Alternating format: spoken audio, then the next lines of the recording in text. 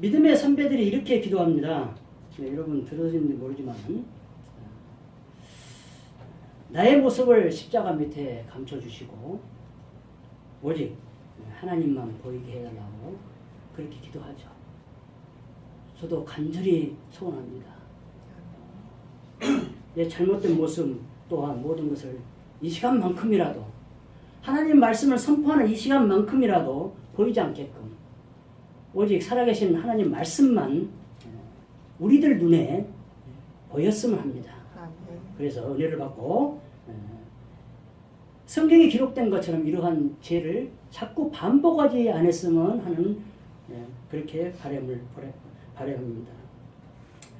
자, 에스라를 통해서 하나님과 언약을 지키는데 어떻게 살아야 하는지를 오늘 생각해 보고자 합니다. 그래서 오늘 3절 마지막 부분에 있는 하나님과 언약을 세우고, 하나님은 우리의 언약을 맹세를 원하지 않아요. 일방적인 하나님의 맹세고 하나님의 언약이지만은 하나님은 우리와 함께 언약했다고 그렇게 인정을 해 주십니다. 하나님은 참 자비로우시고 그래서 은혜가 은혜스럽다고 이야기를 하는 겁니다. 우리 인간들은 죄 때문에 늘 울고 또 회개하고 또 은혜를 받아서 감사해서 울고 그런 삶을 살고 있어요. 오늘 본문에 나오는 이스라엘 백성들도 죄를 지어서 바벨론 포로 생활을 70년을 하고 있습니다. 그래서 하나님 은혜로 본국을 귀환을 명령을 받았고 또한 하나님을 언약을 잊고 또 본국에 와서도 또 죄를 짓고 그럽니다. 그래서 오늘 본문은 1차 귀환 이후로 이따 좀 또 나오지만 1차 귀환 이후로 80년 후에 또 죄를 짓고 하니까 에스라가 파견이 됩니다. 그래서 하나님은 늘 우리의 죄를 짓고 하지만 하나님 백성 삼으시려고 늘 은혜를 베푸셔서 지도자를 보냅니다. 그 지도자는 시대에 따라서 사사라고도 하고 선지자라고 제사장이라도 하고 지금 시대간에는 물론 목회자도 되겠지만 은사자도 되고 또 믿음의 선배들도 선진들도 될 것입니다. 자, 주전 530년에 이 역사가 나오면 조금 제가 좀 힘든데 주전 537년에 하나님께서 에레미야에게 약속하신 그 언약을 이루시려고 고레스 칙령이 발표됩니다. 다 아시다시피 고레스 칙령은 뭡니까? 너희들 백성들 가고 싶으면 예루살렘 다 가라. 가고 싶은 자만 가는 거예요. 남은 사람이 있겠어요? 없겠어요? 거기서 자리 잡고 태평생을 이루는 사람은 나는 안 왔다고 봐요. 뭐 성경에 이렇게 많이 기록을 해놓지 않지만 스룹바벨과 백성들이 1차 귀환을 합니다. 근데 그때 목적은 성전 건축입니다. 스룹바벨 성전 아시죠? 그때 이루어집니다. 근데요, 스룹바벨도 그렇고 에스라도 그러고 전부 다 그 이방 왕들이 다 경비를 대요. 참 놀랍지 않습니까? 그래서 세상 모든 것은 하나님 거라 그런 거예요. 하나님 주라고 하면 줘야 돼. 그러니까 출애굽 하면서도 가서 취하라 그러잖아요. 뭐 귀걸이고 뭐고 그거 줘 그러면 다 주게 돼 있어. 요거만 하면 좋아 다. 안 주려고 해도 그냥 뺏어 와버려도 된다 이게 취하라 거기가 뺏어오는 거예요. 그래서 좀 순화적으로 써놨지만은 그 다음 2차가 주전 458년. 자, 주전 537년에 스룹바벨입니다. 주전 458년에 한 80년 됩니다. 아닥사스다 왕이 에스라와 그 백성들도 보냅니다. 이때는 신앙 교육을 위해서요. 이게 가서 성경 건축을 해놓고도 보니까 엉망으로 살아. 아닥사스다 그 왕의 눈에도 엉망으로 사는 거야. 그래서 가라. 그거 에스라를 보내는 거예요. 그리고 많은 걸 제대로 해줘요. 조서도 주고 다 느헤미야한테 해듯이 다 그렇게 해줘요. 신앙교육을 위해서요. 그 다음 주전 444년 이제 더 뒤에 있지만 아닥사스다 왕이 그때도 느헤미야와 백성들을 또 보냅니다. 이때는 성벽 재건이에요. 다 아시죠? 산발락과 뭐 거의 그래 막 반대하잖아요. 어떤 일이든 하나님 일이든 세상 일이든 좋은 일이든 나쁜 일이든 무조건 그 단체 내에 반대파가 있는 거예요. 없을 수가 없어요. 오늘도 반대파 있어요. 자, 성경 건축 했습니다. 신앙교육을 해로 에스라 왔습니다. 그런데도 또 죄를 짓고 해서 성벽이 다 무너져 버려. 얼마나 관리를 않고 하나님을 생각을 안 했으면 성벽이 무너질 정도로 나태한 삶을 살았을까요? 이게 우리들의 삶이에요. 이게 우리들의 삶이라니까요. 우리는 그렇게 아니냐? 아니에요.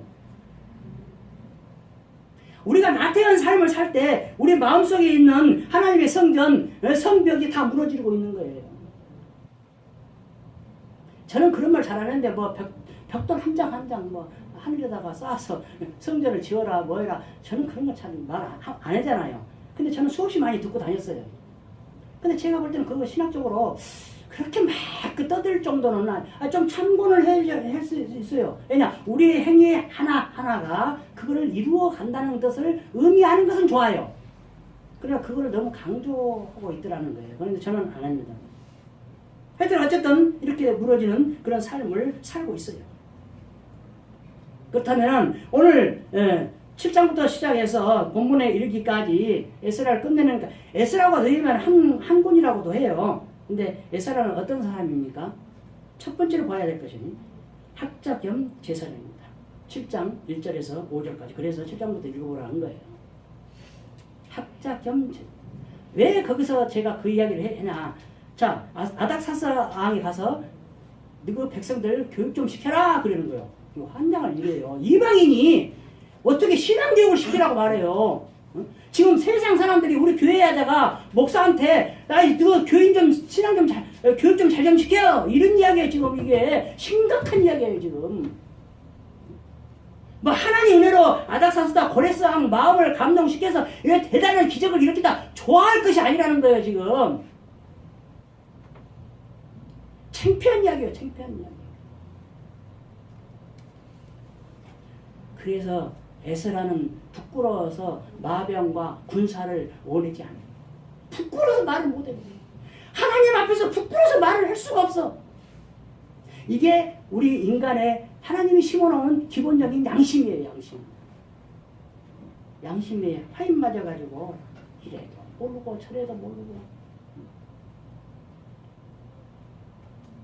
최소한도 저는 죄를 안 짓고 살 수는 없으나 죄 짓고 나면 바로 하나님 죄송합니다 이걸 아는데 응? 또 후회하고 또 하나님한테 얘기하고 또 오고 또죠. 똑같아 이스라엘처럼.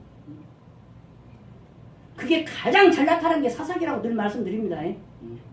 그게 가장 잘 나타나고 있어. 그게 우리의 모습이에요. 그 사람들한테 뭐라 할까요? 7장 12절 모든 왕의 왕 아닥사스라는, 자, 아닥사스가 자기가 모든 왕의 왕이래요. 그러면 하나님 믿는 사람입니까? 아니라고 저는 해석합니다. 고레스도 마찬가지고. 하늘의 하나님의 율법의 완전한 학자 겸 제사장 에스라에게 조서를 내립니다. 가라. 가서 네가 할 일이 뭐야? 가서 너희들 민족들 좀 교육 좀 시켜라. 환장을 일이에요 지금. 7장 25절에 보면은 재판관이 백성들을 세워서 백성들을 재판하고 또 신앙도 가르쳐라 그렇게 이야기하는 거야. 왜 이런 명령을 아닥사스라라는 이방 왕이 내릴까요? 왜 그럴까요? 지금 믿는 사람들이 제대로 살지 못하고 하나님 뜻을 모르고 하나님 음성을 듣지 못하고 그러니까 이방 왕을 통해서 지금 음성을 전해준다니까요. 지금.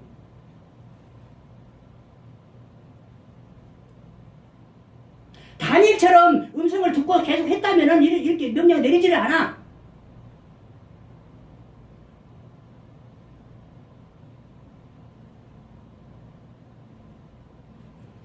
우리 크리스천들도 마찬가지예요. 그런 삶을 살지 못하니까 요즘 지금 선거철 되지만은 어려운 일이 있으면 무당 찾아간다니까요. 예수 무당이라고 부르는 은사자 찾아오면 그래도 다행이야, 그 사람은. 근데 무당, 투닥거리는 무당 찾아간다니까. 어디로 이사해야 우리가 당선되겠습니까? 제가 어떻게 투닥거리를 해야 당선되겠습니까? 이게 지금 현실이라니까요. 우리나라 현실이 우리나라 현실. 다른 나라는 어떤지 모르겠어 지금. 이게 그냥 제가 그냥 괜히 하는 소리가 아니야. 새롭게 하소서나 심지어 강호동인가 뭐 하는 거 지금 없어졌지만은 그런 프로그램에 다 나와서 크리스찬들이 고백하는 거예요. 지금 고백하는 것을 지금 제가 듣고 이야기를 하는 거예요. 심각하지 않습니까? 그거를 우리 오늘 본문을 통해서 에스라처럼 내가 통해야 된다니까. 내가 여러분이 이 세상의 믿음의 지금 지도자라고 믿음의 내가 선배라고 생각하거든 그 사람의 내가 잘못이 없어 그것은. 근데 그 사람의 잘못을 내가 지금 해결해야 할 줄 알아야 된다. 이따 또 에스라에 대해서 나와요. 근데 아니야. 나는 잘못 없어. 저 사람이 잘못했어. 저 목사가 잘못했어. 저 장로가 잘못했어. 나는 아무 잘못 없어. 두 번째는 기도의 사람. 8장 21절 23절에서 귀환을 앞두고 금식 기도를 선포합니다. 자, 한 장만 이렇게 잠깐 남기고 한번 말씀 들어볼까요? 8장 21절에서 23절까지. 기가 막힙니다. 지금 가려고 귀환을 하려고 명령을 받았어요. 왕한테. 그래서 지금 가려고 하는데 먼저 금식 기도를 백성들에게 선포를 합니다. 혼인도 하고요. 그리고 스스로 겸비하여 간구하고. 스스로 겸비한다는 뭐예요? 자기를 점검을 하는 거예요. 내가 지금 이 순간 하나님한테 뭘 잘못하고 있는가? 내가 지금 정말로 신앙생활을 잘하고 있는가? 하나님 원하신 대로 하나님 뜻에 합당하게 내가 살고 있는가? 점검하는 거예요. 지금 겸비라는 거예요.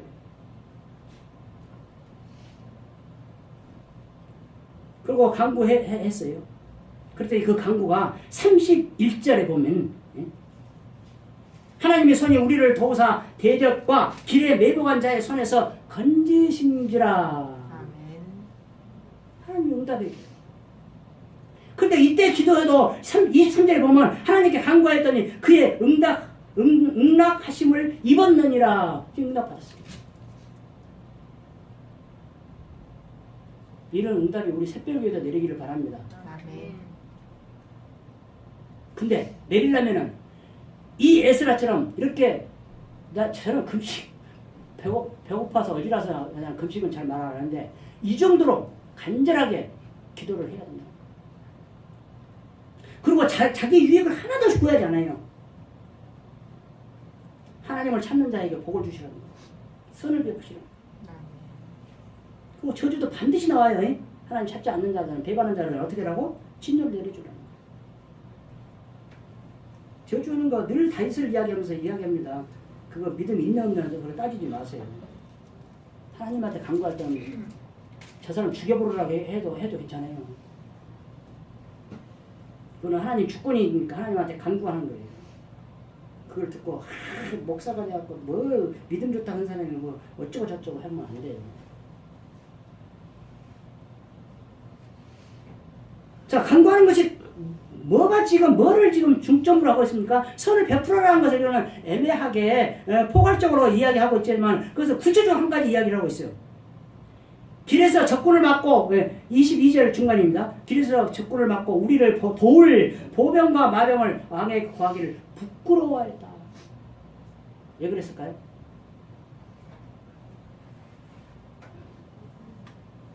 이게 믿음의 사람으로서 지금 하나님의 능력을 보여주는 거예요. 지금 1400km를 가고 있습니다. 넉 달 동안에. 몇천 명을 끌고 갑니다. 이거 생각하면 지금 모세는 너무 출애굽할 때 엄청 힘들었을 거예요.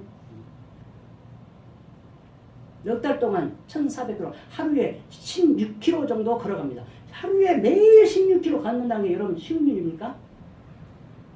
우리나라 같은 이런 땅이 아니에요. 예. 사막화에 있는 황량한 돌밭, 자갈밭, 이런 모래밭이에요. 근데 16km를 하루는 갈 수 있겠죠? 저 몸 지금 안 좋아도 하루에 16km 가고도 쉬어라 하면 뒤지라게도 가요. 근데 매일 16km 가고 넉 달 만에 1,400km를 갑니다. 이것도 기적이에요.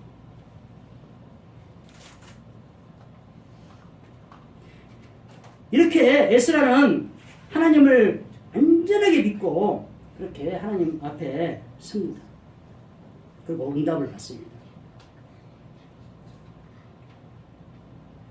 느헤미야 2장 8절 하반절에는 느헤미야에 대해서 똑같은 이야기가 나옵니다. 내 하나님의 선한 손이 나를 도우심으로 왕이 허락하고 뭐를? 가기를. 자, 에스라는 왕이 가라고 한 거고 느헤미야는 자기가 가겠다고 원하는 거예요. 지금 총독으로 간다고. 근데 허락을 해요. 하나님 도우심으로 허락을 했다고 지금 이야기합니다. 그러니까 우리 믿는 사람 뭐든지 좋은 일이든 나쁜 일 하나님이 했다고 이야기를 해야 돼요. 지금 느헤미야도 하나님이 허락을 해줬다는 거예요. 자, 9절. 군대 장관과 마병을 보내어 나와 함께하게 하심으로. 자, 에스라는 지금 부끄러워서 말을 안 했어요. 마병을 달라고. 길에서 자기를 보호해달라는 그런 군대 달라고 부끄러워서 말을 못했다는 거예요. 근데 느헤미야는 구했어요. 느헤미야는 믿음이 없네. 하나님 영광 가리네. 자, 여러분 이것을 한번 생각해 보시고 마지막에 한 번 더 다루겠습니다. 첫 번째, 귀환을 앞두고 금식 기도를 선포했습니다. 그리고 그런 일들이 일어났습니다. 두 번째, 9장에 있는 이야기입니다. 통혼 사실을 듣고 회개 기도를 합니다. 이때까지는 지금 예루살렘에 들어왔어요. 들어와서 이때까지는 에스라가 그런 사실이 있는 줄을 몰랐어요. 자, 9장에 한번 보십시오. 9장 1절에는 2절에 그들의 딸을, 그들이라는 것은 앞에 1절에 있는 그 족속들을 이야기하고 있어요. 가나안 족속, 헷, 브리스, 여부스, 암몬, 모압, 애굽, 아모리, 그렇게 족속들을 이야기하고 있어요. 하나님이 그런 족속들하고 결혼하라겠어요? 하지 말라겠어요? 근데 그들의 딸을 맞이하여 아내와 며느리로 삼아 거룩한 자손이 그 지방 사람들과 서로 섞이게 하는데 방백들과 고관들이 이 죄에 더욱 으뜸이 되었다 하는 거예요. 저는 이걸 준비하면서 생각을 해봤어요. 자, 이거 지도자들이 지금 으뜸이 됐다는 거예요. 지금 현재 이 세상을 한번 생각해봤어요. 저 시골에 있는 아주 가난하고 농부가 이방 여자를 막 지금 뭐 돈 주고 베트남 여자 데려오고 했는데 그런 차원이 아니에요. 지금 그런 차원이 아니고 막 돈 많은 사람들이 첩을 하고 이런 사람들 물론 정실로도 맞이했겠죠. 근데 그런 일에 이 지도자들이 으뜸이 되었어요. 그래서 지금도 이런 현상이 일어나갔다는 생각을 한번 해봤어요. 3절. 내가 이 일을 듣고 속옷과 겉옷을 찢고 머리털과 수염을 뜯으며 기가 막혀 하더니. 이거는 구약의 회개의 방법이죠. 회개의 방식이죠. 5절에는 제사 드릴 때 언제 어떤 때 했냐? 그게 제사 드릴 때예요. 제사 드릴 때. 하나님과 관계를 가질 때, 제사 드릴 때. 구약에는 그렇게 하죠. 근심 중에서 저 사람들을 위해서 내가 죄를 지었지 않았지만 저 사람들을 위해서 근심해 지금 어떻게 했으면 좋겠는가? 아주 근심 중이에요. 그 다음 일어나서 무릎을 꿇고 손을 들고 6절 부끄럽고 낯이 뜨거워 하나님을 볼 수 없다. 그렇게 이거는 지도자로서 반드시 가져야 할 일이에요. 연대 책임을 가져야 돼요. 우리 지도자뿐만 아니고 신앙인이라면 크리스천이라면 전부 다 이런 연대 책임을 가져야 돼요. 내가 잘못을 안 했어도 저 사람이 잘못하고 이 일이 우리 모임에 미쳤을지라도 나만 아니면 돼. 이게 아니고 그거를 본인이 한 것처럼 에스라처럼 이렇게 연대 책임을 가지고 기도를 해야 돼요. 이걸 알고 이렇게 또 해결을 했습니다. 근데 그 다음에 또 대책을 세우기 위해서 또 기도를 합니다. 오늘 본문이에요. 대책을 세우기 위해서. 그걸 해결했는데 또 어떤 대책을 세우려고 하니까 또 하나님한테 의지를 해야 되겠어. 그래서 오늘 본문이 나온 거예요. 하나님 성전 앞에 엎드려 울며 기도하여 죄를 자복할 때 그렇게. 우리가 지금 현재 이렇게 살고 있을까요? 무신을 할 때마다 하고 나서도 어떤 때마다 이렇게 계속 어떤 일을 접했을 때 에스라처럼 지금 말한 이대로 우리가 하고 있냐는 거예요. 이거는 구약의 일이니까 안 해도 된다고 아니에요 지금. 이거는 하나님을 섬기는 방법이에요 지금. 신앙생활 하는데 이렇게 해야 된다는 걸 방법을 제시해주고 있는 거예요 지금. 구약 신약이 문제가 아니에요 지금 이 문제는. 우리도 이렇게 살아야 돼요. 자, 첫 번째 에스라는 학자 겸 제사장이고 두 번째 통원 사실을 알고 이렇게 하는 기도의 사람이었어요. 세 번째는 남의 말을 수용을 하는 사람이에요. 오늘 본문에서 누가 지금 건의를 제안을 합니까? 스가냐라는 사람이 지금 제안을 합니다. 근데 그걸 100% 수용을 해요. 성경 한 군데가 또 나옵니다. 어디를 생각해야 될까요? 생각납니까? 이렇게 수용을 잘하는 사람, 한 사람이 있습니다. 모세가 자기 장인 이두리의 말을 수용을 하죠. 그래서 쉽게 그냥 부장들을 세우죠. 성경에 기록되는 사실이라니까. 이거 오늘 스가냐도 성경에 기록된 사실이에요 지금. 그리고 제안을 하면서 우리의 아직도 소망, 아직도 소망이 있냐? 당신 같은 사람이 있기 때문에 소망이 있다는 거예요. 이걸 생각할 때 다윗에게 뭐예요? 이스라엘 등불이라는 거예요. 이 등불이 꺼지지 않게 해달라는 거예요. 이게 소망이 있는 거예요. 당신을 생각하니 이제 우리가 아직도 소망이 있다. 그러니까 당신은 이렇게 하십시오. 그리고 4절에 보십시오. 이는 제안을 딱 해놓고 이는 당신이 주장할 일이다. 당신이 해야 할 일이다. 당신이 강하게 강조를 하면서 백성들을 끌고 나갈 일이다. 그거예요 지금. 스가냐가 똑똑한 사람이죠. 어떻게 제안을 했는가 봤더니 3절에 보면 첫 번째, 내 주의 교훈을 따르며. 이거는 하나님 말씀입니다. 예수 그리스도입니다. 내 주인인 예수 그리스도가 말한 대로 내가 따라가랍니다. 그 말이에요 지금. 여기 이것은 다 그렇게 할 수가 있어요. 근데 두 번째가 참 중요합니다. 우리 하나님의 명령을 떨며 준행하는 자,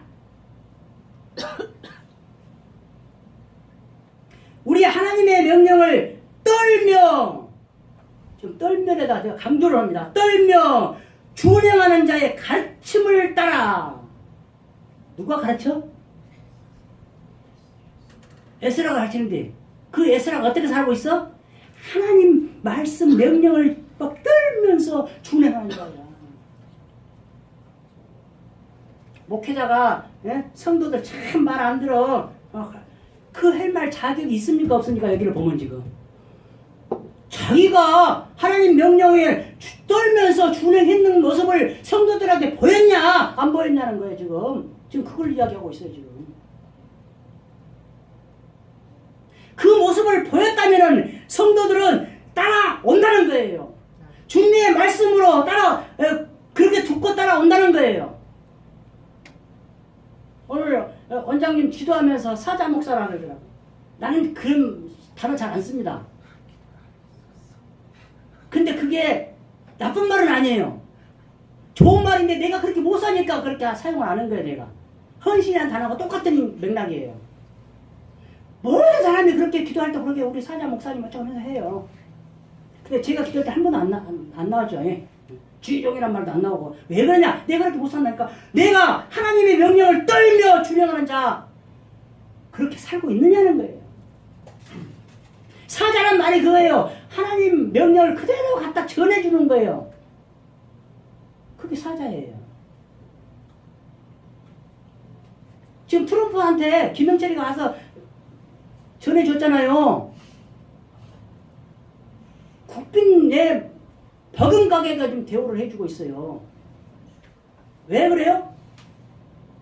대장가 갖고 오니까. 대장가 갖고 오니까 되니까요. 하나님 말씀을 전하는 설교자가 하나님 말씀을 갖고 와서 전한다면 그렇게 대접해야 된다니까요. 그거 결론이야. 그래서 아까 서두에 그 말을 한 거예요. 나의 모습은 십자가 밑에 감추시고 오직 하나님 말씀만 나타내고 계시죠. 우리 선배들이 괜히 그렇게 기도하는 거 아니에요. 근데 오늘날 말씀을 전하는 목회자, 말씀을 전하는 설교자들이 다 이렇게 살고 있느냐? 문제예요. 근데 우리만 이렇게 못 사는 게 아니고 지금 이스라엘 민족들도 못 살고 있다니까. 그러니까 아삭사스다 눈에 그렇게 보이니까 너 가서 교육 좀 시켜라 하고 이스라엘을 보내는 거예요 지금. 너무 자책하지 마십시오. 이 사람들이 이렇게 살았는데 우리는 못 살아 이러지 마세요. 제가 늘 이야기합니다. 그 사람 믿음의 척도로 뭐예요? 죄를 지었을 때 얼마나 빠른 시간 내에 회개를 하냐는 거예요. 어떻게 회복을 하느냐예요. 이게 그 사람의 믿음의 척도예요. 이거는 누구도 몰라요. 본인과 하나님만 알아요. 그래서 저는 사용 안 하는 말도 많네요. 믿음이 있는 없는 안 해요. 이렇게 이야기하다 보니까 저도 많이 해네요. 많네요. 내 주의 교훈을 따르며 하나님을 따르며 또 하나님 명령을 준행하는 자의 가르침을 따르며 이게 또 엘리야의 기도와 똑같은 거예요. 주 하나님이 하나님 된 것, 그 하나님의 내가 종인 된 것과 또 내가 하는 일들이 하나님께서 명령해서 내가 하는 것이 모든 사람이 알게 해달라는 것. 기가 막힙니다. 오늘 그 맥락이에요 지금.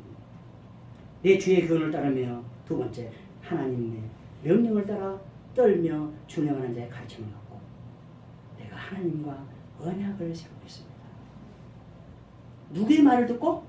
하나님 명령과 그 가르침을 가르치는 에스라의 말을 듣고 내가 이방 여자를 다 아내를 버리겠나이다. 하나님과 내가 지금 에스라가 말하고 있다는데 에스라가 언약을 세운다 안 해요 지금. 그래서 오늘 제목을 언약을 세우고 한 거예요. 누구하고 언약을 세워? 누구 말을 듣고? 에스라의 말을 듣고 누구하고 언약을 세워? 하나님하고 언약을 세운다니까. 곧 이거는 뭐냐? 목회자하고 언약을 세우는 것은 하나님하고 언약을 세우는 것이라고 이 말이에요. 그러면 지켜야 되겠어, 안 지켜야 되겠어? 꼭 지켜야 돼, 꼭. 반드시 지켜야 돼. 언약이라고 하면 꼭 이상한, 좀 그러니까 약속이라고 합시다. 지금 중요합니다. 에스라가 선포했는데, 에스라가 가르쳤는데, 그래 좋습니다. 당신의 말을 들으니까 당신으로 내가 약속하겠습니다. 내가 이방 여자를 다 보내겠습니다. 이방 아내를 다, 이방 여자가 아니고 이방 아내입니다. 이방 아내를 다 보내겠습니다. 이렇게 약속하는 것이 아니고 내가 하나님하고 약속하겠습니다. 이 스가냐가 기가 막히게 믿음 좋은 사람이에요. 진짜 이렇게 좀 살았으면 좋겠어요. 이렇게 살았으면 좋겠어요. 그리고 이방 아내와 소생을 다 보낸다고 하면서 그 다음에 또 율법대로 내가 행할 것이라고 약속을 합니다. 이방 아내만 보내는 것이 문제가 아니고 이방 아내와 소생만 보내는 것이 아니고 그 외에 하나님의 율법대로 내가 살랍니다. 지금 그 말이죠. 맛있는 말 아닙니까? 나도 우리 모두도 여러분들도 다 이렇게 살았으면 좋겠습니다. 소원이야, 소원. 그렇게 못 사는 것이 안타깝고 우리 예사라처럼 부끄럽고 그래요.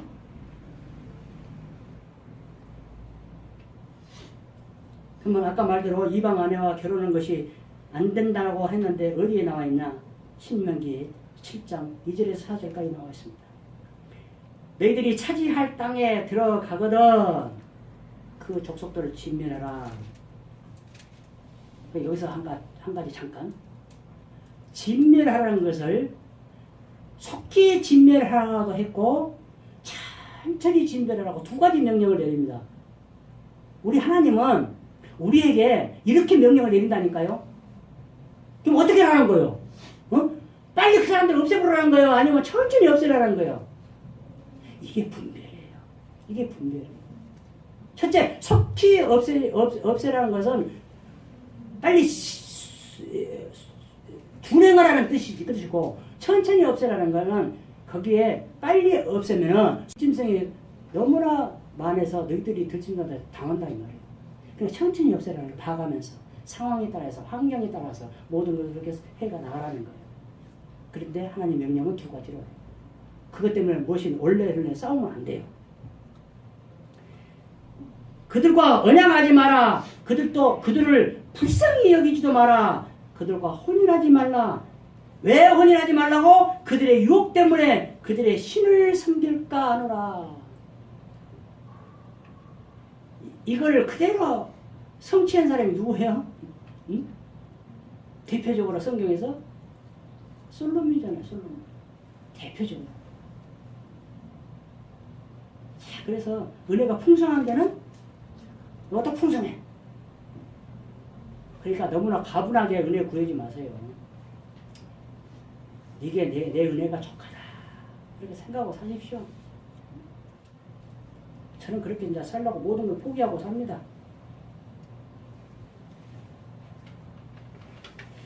자, 그 다음에 네 번째로 이제 에스라의 대책과 그를 어떻게 행했는가를 보면 됩니다.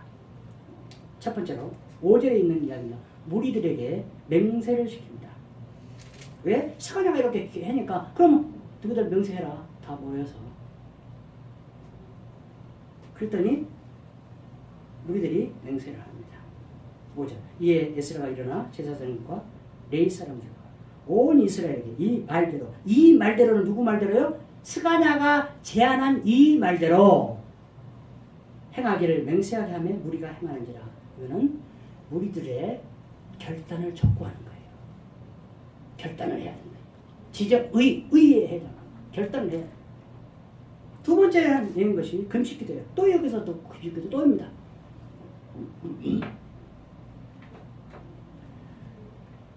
자신의 죄도 아닌데 또 연대책임을 갖고 금식기도를 합니다. 6절 중반절.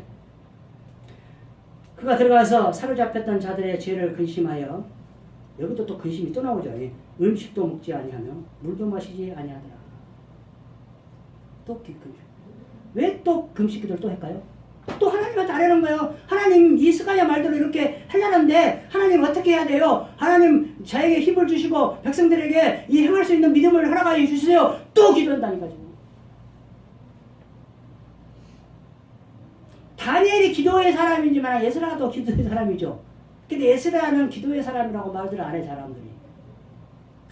대단한 거 다니엘처럼 막 사자고도 하고 막 불쏘기도 하고 그냥 이렇게 해야만 대단한 기적처럼 이야기. 우리는 하나님의 기적을 양으로 측정을 해요 우리가. 아니에요. 오히려 지금 에스라가 더 대단한 일을 했는지도 몰라요 지금. 성경에는 믿음의 선진들을 함부로 평가해서는 안 돼요. 세 번째 금식기도를 딱 끝내고 뭐를 해요? 7절 8절 총회를 소집합니다. 이스라엘 민족들 전부 다 거기에 있는 모든 사람들 다 사로잡혔다 돌아온 사람들 또 거기에 원래 있던 본토에 있던 사람들 다 소집을 해요. 소집을 하는데 공포를 어떻게 하냐? 3일 내로 예루살렘에 모이라. 그러면은 멀리 떨어져 있는 사람 모이면 이 말을 듣는 순간 모든 걸 접고 바로 출발해서 와야 돼요. 급하다는 거예요 지금. 우리 하나님 일은 이렇게 금식하고 이렇게 시간을 지내면서 막 이렇게 금식 기도하고 하나님한테 의지하고 응답을 받기 위해서 막 하는 기간도 필요하지만은 결정이 내려있을 때는 빨리 해야 돼. 왜 해요? 빨리 해야 될 거야? 마귀가 틈을 노리니까 빨리 속히 행해야 돼. 3일 뒤에 빨리 오라. 근데 여기서 두 가지를 이야기를 하고 있어요. 첫 번째, 오지 않는 자들, 오는 자들 두 가지를 이야기해놓고 있어요. 오지 않는 자들에게는 어때요? 재산을 목적 빼앗아요. 정몰하고 사로잡혔던 자의 모임에서 총회에서 탈퇴를 시킨다. 그전에도 한번 말씀드렸지만 총회에서 탈퇴시킨다는 것이 이게 사망이에요. 사망. 아무것도 할 수 없어요. 앞으로 뭐 그런 날이 오잖아요. 뭐 66마크 없으면 뭐 슈퍼 가서 물건도 못 사고 먹어도 아무것도 오염 나가잖아요. 지금 이거 그런 총회에서 탈퇴가 되면은 물건도 못 사. 아무것도 못 해. 일꾼도 써주지도 않아. 그러니까 죽는 거예요. 사망이에요. 대단한 일이에요 지금 이게.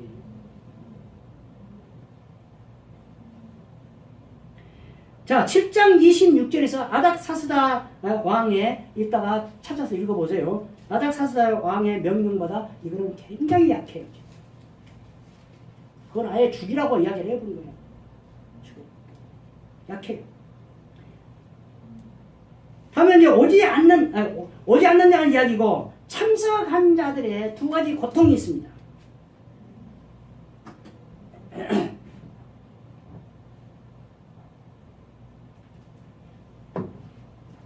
제가 설교 도중에 물을 잘 안 먹는데 오늘 몇 번을 먹느냐.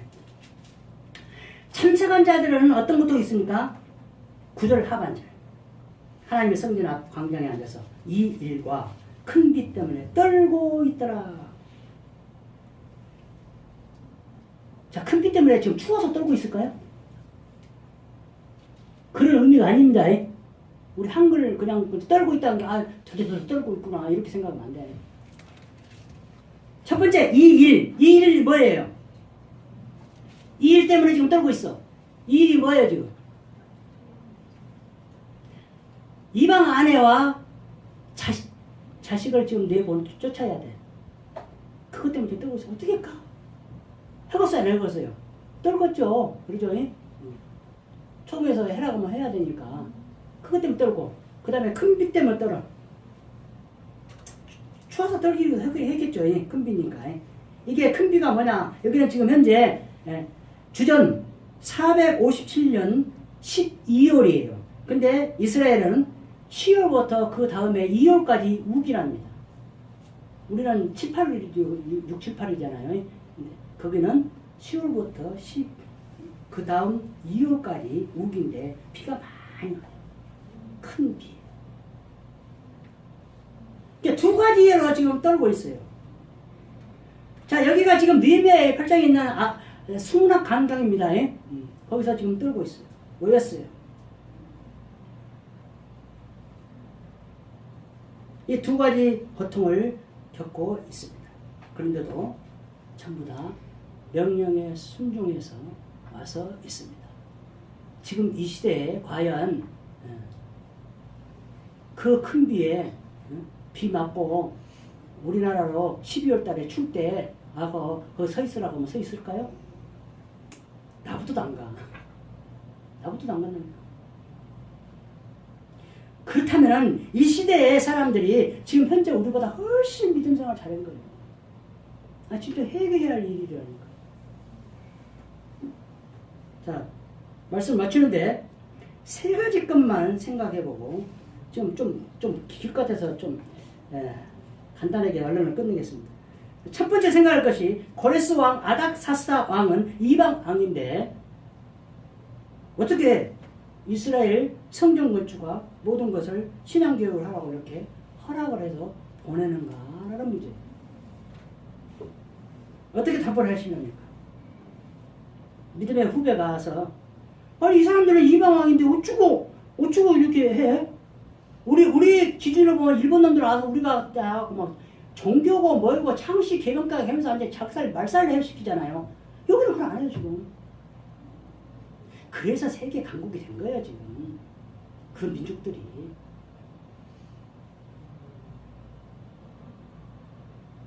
이방 타민족을 절대 그거를 없애잖아요.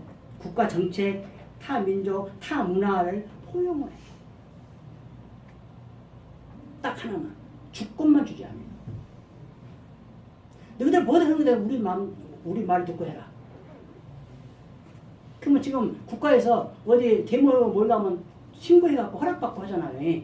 그럼 그건 합법적인 데모예요. 그 허락 안 받으면 불법이요. 야, 그런 식이에요. 그걸 포용을 해줘요. 그랬기 때문에 그렇게 하는 거예요. 왜냐? 누구들이 잘 돼야 우리도 잘 좋다 이 말이에요. 왜? 첫째, 세금이 많이 거쳐. 그 다음 거기가 부강하니까 다른 데에서 침략을 못 해와. 그러지 않겠어요? 내가 지금 유추해서 해석해보는 거예요. 지금. 이게 진정한 정책이에요. 식민 정책이에요. 두 번째, 10장 3절과 오늘 본문 10장 3절에 이 모든 아내와 그들의 소송을 다 보내기로 44절 이상은 모두 이방 여인을 아내로 맞이한 자라 그 중에는 자녀를 낳은 여인도 있었더라.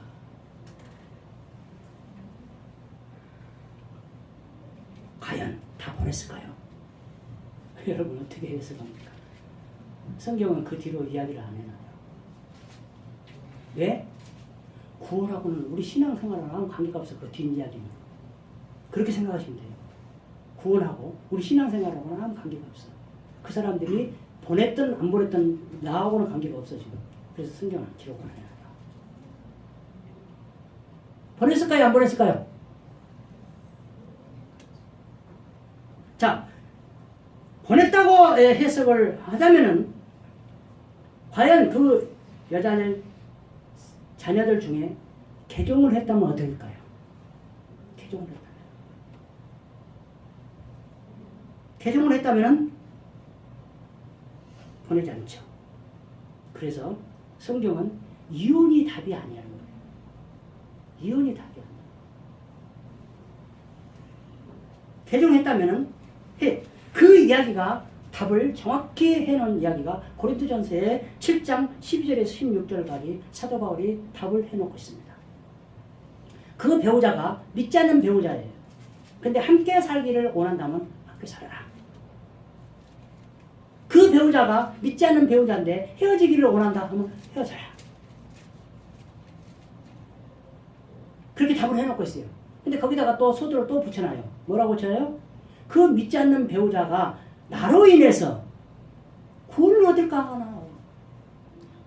그렇다면 뭐예요? 그 믿지 않는 배우자가 원하면 같이 사는데 믿는 내가 굉장히 삶을 하나님 뜻한 대로 살아라 이 말이에요. 본을 보여서 그 사람이 하나님 믿게끔 해라 이 말이에요 지금. 그래서 성경을 이혼을 장려하는 게 아닙니다. 어떻게 보면 얼른 보면 이혼 장려하는 거 같아. 어떻게 이렇게 쫓아낼 수 있어? 말도 안 되지. 이거 성경에 이거 뭐 도덕적으로 문제가 많아. 그게 아니에요. 그거는 성경 전체를 모르는 사람들을 이야기해요. 본을 되게 사는 것이 최고 중요합니다. 세 번째, 아까 언급을 했던 이야기입니다. 에스라는 호위 군사를 요청을 안 했는데 느헤미야는 했습니다. 그거는 우리에게 무엇을 말해보자 할까요? 간단해요. 어려운 건 아니에요.